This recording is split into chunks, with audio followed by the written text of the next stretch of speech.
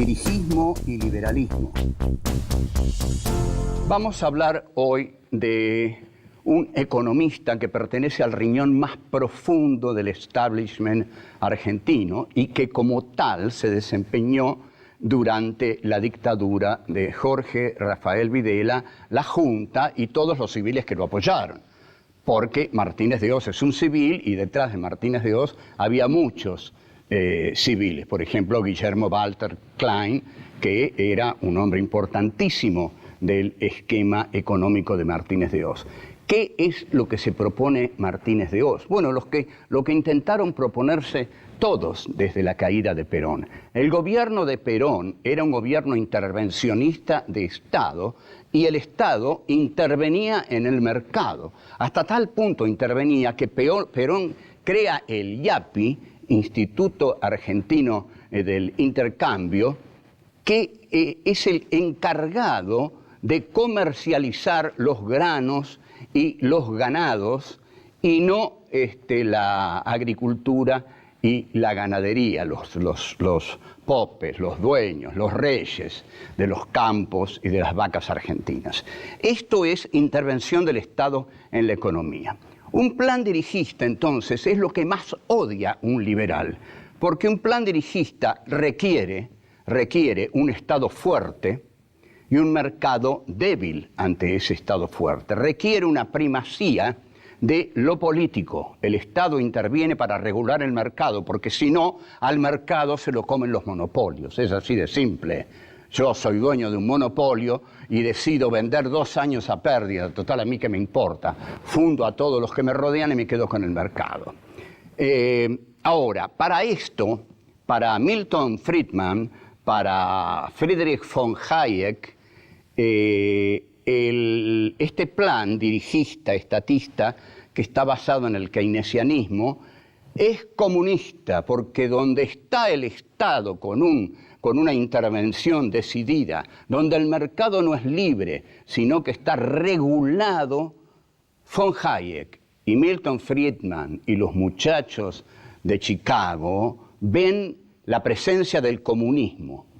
Entonces, para esta gente, luego del Estado intervencionista de Perón, los militares necesitan consolidar una economía libre, abierta, ante todo que vengan los capitales de todo el mundo sin condiciones de ningún tipo. Es así como la Argentina comienza a endeudarse terriblemente bajo los militares.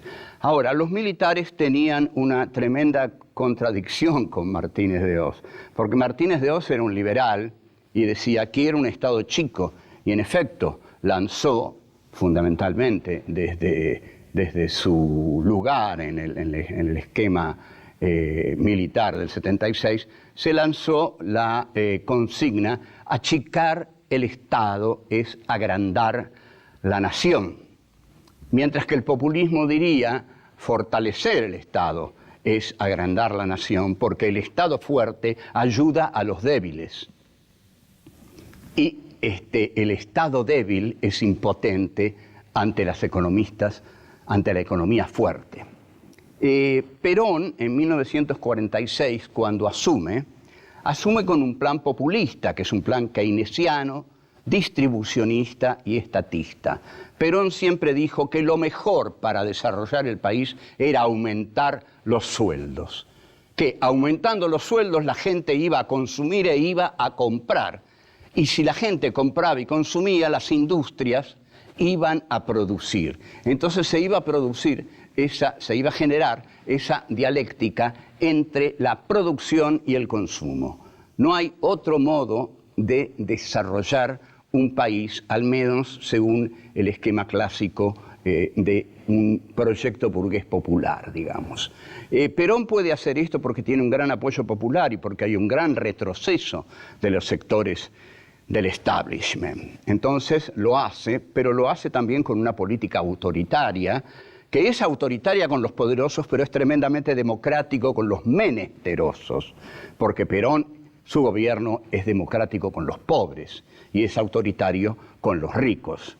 Entonces, Perón considera que hay que anteponer la política a la economía. O sea, primero la política, después la economía. La economía se enfoca desde un proyecto político popular que pone la economía al servicio de los intereses del pueblo. Entonces, este esquema que termina beneficiando, por supuesto, a los sectores populares y termina perjudicando a los sectores del establishment, tiene que ser aniquilado por las políticas de derecha que Martínez de Hoz viene a representar. Desde la proscripción de Perón no hubo un solo plan liberal exitoso. Y algo más, ningún gobierno ganó una elección democráticamente. Siempre los liberales tuvieron que ampararse en la espada o ampararse en la máscara democrática e ilegalizar a las mayorías para llegar al poder. Un gobierno con una ilegalidad democrática tan profunda como es el gobierno de Jorge Rafael Videla y Martínez de Hoz, se mantiene con un Estado represivo. Se mantiene con un Estado represivo. Como dije, nunca los liberales, que siempre llegaron por medio de golpes de Estado, pudieron sacarse al Estado de encima. Porque si yo llego al poder con un golpe de Estado, ¿cómo me voy a sacar al Estado de encima si con el Estado me tengo que mantener en el poder? Volvemos. 2. Filosofía liberal. Martínez de Hoz anuncia por cadena nacional su plan económico. Martínez de Hoz había sido presidente de Acindar y era un hombre ligado al sector agrario, muy bien mirado por la sociedad rural. Martínez de Hoz representaba el perfil ideal para que la Argentina volviera a ser el granero del mundo. Y entonces, el plan de Martínez de Hoz se sustenta en von Hayek y Milton Friedman, en la Escuela de Chicago. El planteo es, como dijimos, un Estado mínimo y la desregulación del mercado. El mercado no debe ser regulado porque regular el mercado es antidemocrático, es la intervención del Estado en el mercado. Pero ocurre que cuando no se regula el mercado, se lo comen, los tiburones se comen a los pequeños peces. Y ahí sí el mercado, entonces, es antidemocrático, porque quedan 3, a lo sumo, que se reúnen y resuelven todo. Toda regulación para la gente de Martínez de Hoz es dirigismo, es totalitarismo. El Estado no puede meterse donde las empresas tienen que ser libres para ganar el dinero según las reglas que imponen ellas mismas, las empresas. Como hay grandes empresas y pequeñas, medianas empresas, las grandes empresas van destruyendo a las pequeñas y medianas empresas.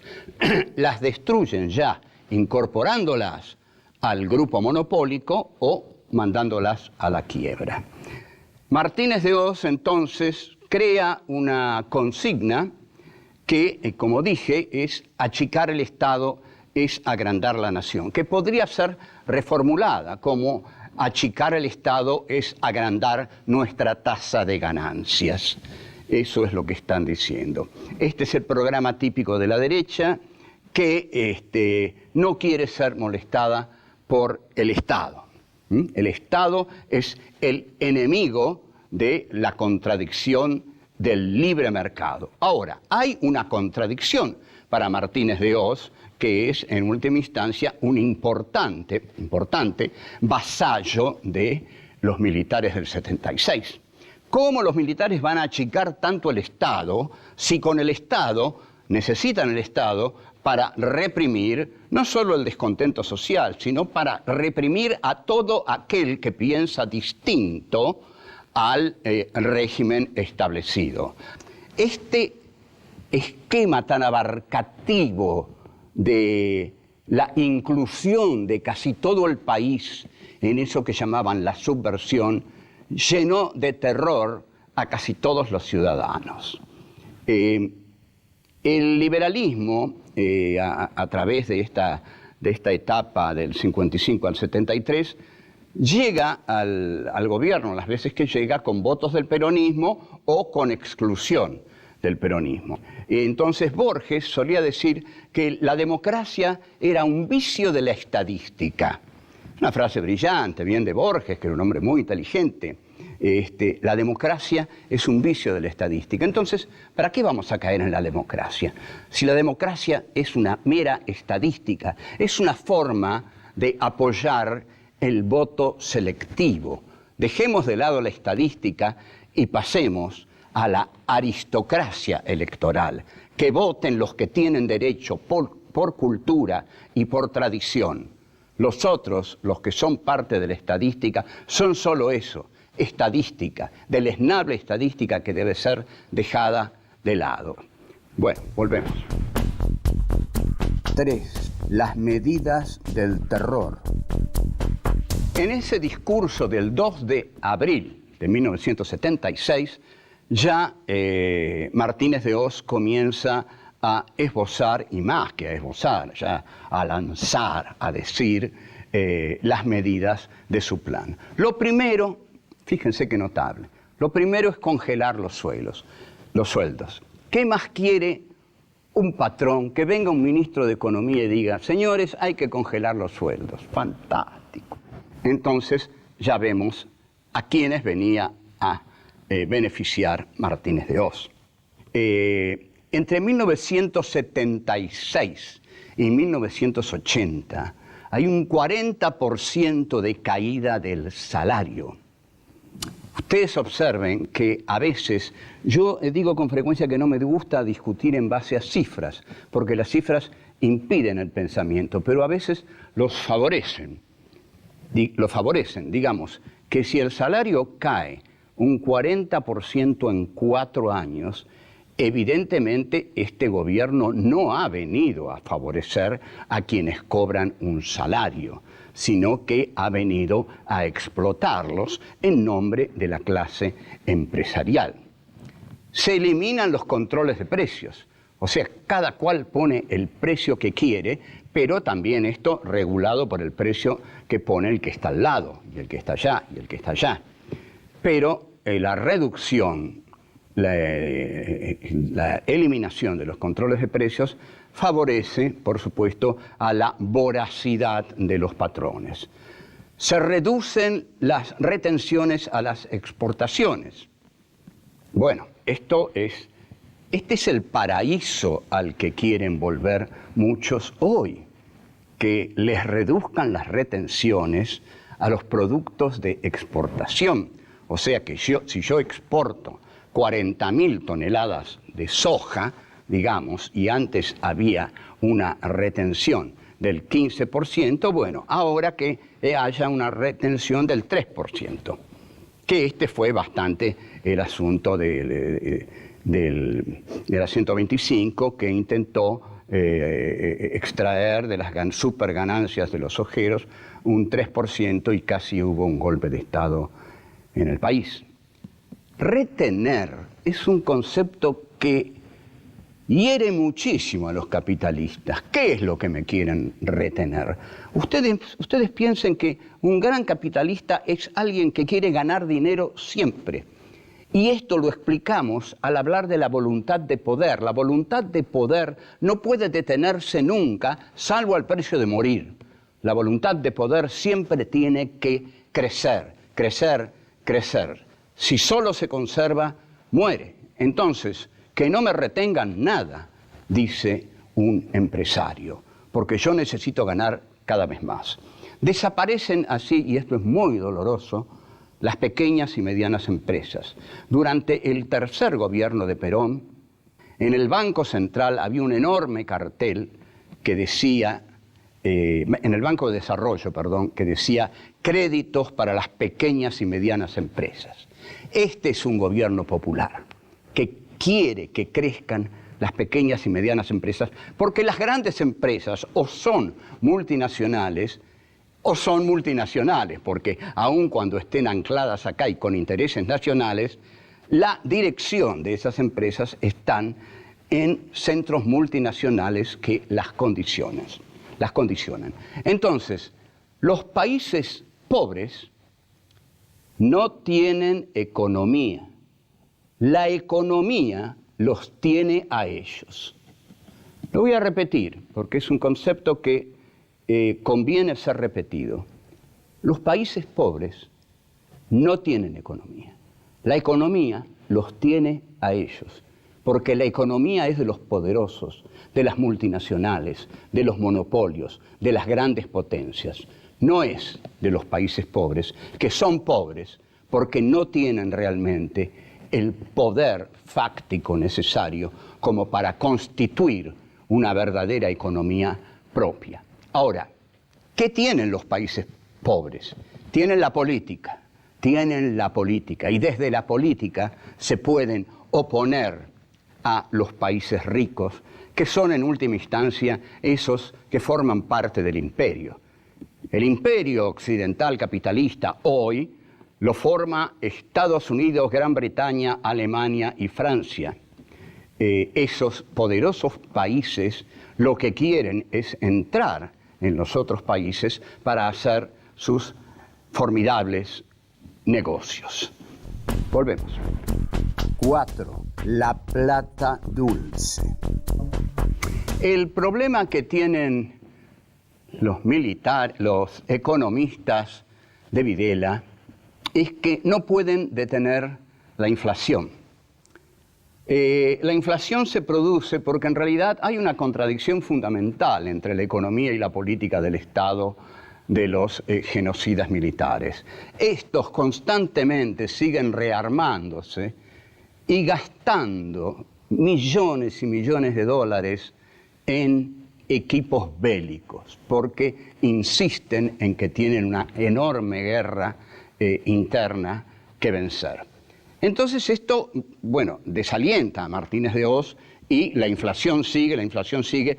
Además, los militares comienzan a tomar préstamos para los que ofrecen grandes tasas de interés.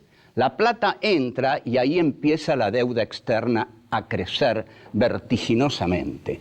Surge lo que se llama entonces la tablita. La tablita consiste en devaluaciones permanentes para poder bajar la inflación. No es una gran idea. Lo que ocurre entonces, el fenómeno que comienza es que toda la industria nacional se funde, pero que para aquellos que han logrado zafar, aparece un fenómeno maravilloso que Martínez de Hoz más tarde va a reivindicar y decir, gracias a mí, los argentinos pudieron viajar. Y en efecto, los argentinos viajan a Miami sobre todo. Esta es la época de La Plata Dulce, película que recomiendo del año 82. Retrata lo que es la plata dulce. Había mucho dinero, porque entraba mucho dinero, pero no entraba de la producción, sino que entraba de pedir a los inversores extranjeros que hicieran penetrar el dinero en la Argentina, porque la Argentina pagaba tasas excepcionales, más o menos lo que pasa con Menem y los fondos buitres, ¿no? Ahora, uno se pregunta, ¿por qué aquellos que invertían en la Argentina no se preguntaban cómo la Argentina podía pagar tan altas tasas? ¿Había realmente detrás un desarrollo nacional que pudiera pagar tan altas tasas? ¿A dónde iba ese dinero? No se lo preguntaron. Quedaron deslumbrados por las altas tasas y fueron cómplices de esa miserable maniobra financiera, tal como los fondos buitres.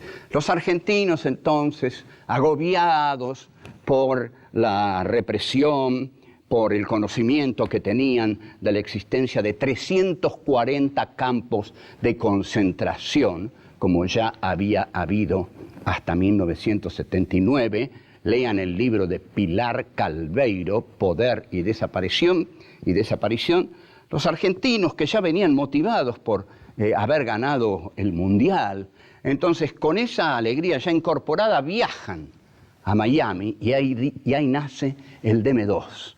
Los argentinos, en un país quebrado, quebrado por la economía y quebrado por la ética, viajan y tienen tanta plata que dicen, me gusta eso, deme 2. Y el argentino queda caracterizado como el tipo del deme 2. Yo en esa época escribía en humor y caractericé a esos argentinos como el argentino taiwanés, porque se ponían montones de negocios de mercadería berreta de Taiwán y era un negocio fabuloso vender eso a los que estaban deslumbrados con esos vidriecitos de colores. Entre tanto, el país va directo al desastre, porque ningún país vive, por supuesto, importando basura. Comienzan a expulsarse, a despedirse a los empleados públicos, a los cuales muchos de ellos se les pone un sello que dice potencialmente subversivo. Imagínense ustedes un pobre hombre que queda sin trabajo y encima se va a su casa con un sello que dice potencialmente subversivo, para que el terror a la falta de dinero y el terror a la inseguridad de su propio cuerpo vayan juntos. La deuda externa crece tremendamente y Martínez de Hoz lanza el plan económico de apertura. Se abre el mercado interno para la penetración de todas las mercancías extranjeras. Así se aniquila la producción interna. Yo conocía mucho Munro en esos años y había montones de cantinas donde comían los obreros, en el 74, 75, 73, 72. Después no quedó nada. ¿Se acuerdan cuando Alfonsín decía voy a subir las cortinas de las fábricas? No las subió, pero dijo eso porque Videla y Martínez de Hoz las bajaron.